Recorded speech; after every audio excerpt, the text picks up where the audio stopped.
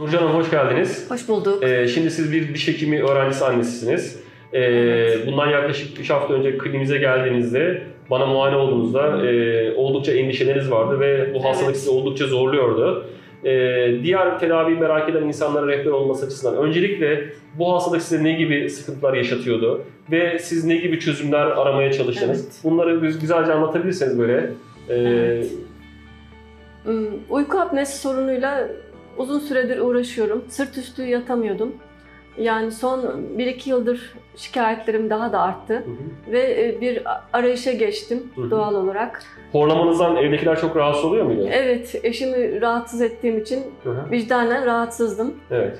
Yani bu beni çok rahatsız ediyordu. Onun için de özellikle araştırmalarımı arttırdım. Bu arada kulak burun boğaz profesörlerine gittim. 2 ayrı profesöre gittim. İşte birisi ip askısıyla dilime tedavi etmeyi teklif etti. Diğeri koblasyon gibi bir şey önerdi. İkisi de zorlu işlemlerdi. Evet. Ve özellikle ip askısı geri dönüşü olan bir süreçmiş sanırım. Onun için onu da cesaret edemedim. Evet. Kendime bir şans vermeye karar verdim. Tuğrul Bey'i uzun yıllardır takip ediyordum zaten. Peki biz size geldik. Biz size protezi yaptık. Neler değişti hayatınızda? Bunları anlatır mısınız? Hayatımda çok şey değişti diyeyim. Mesela? Eşim %95 oranında işe yaradığını söyledi.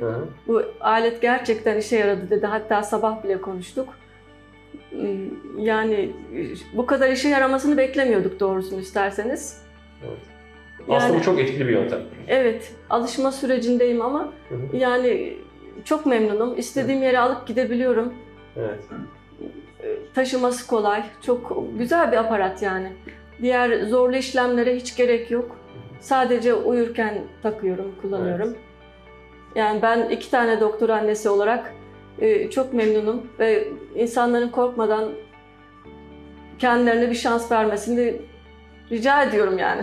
Sağ olun, çok teşekkür ederiz yorumlar için.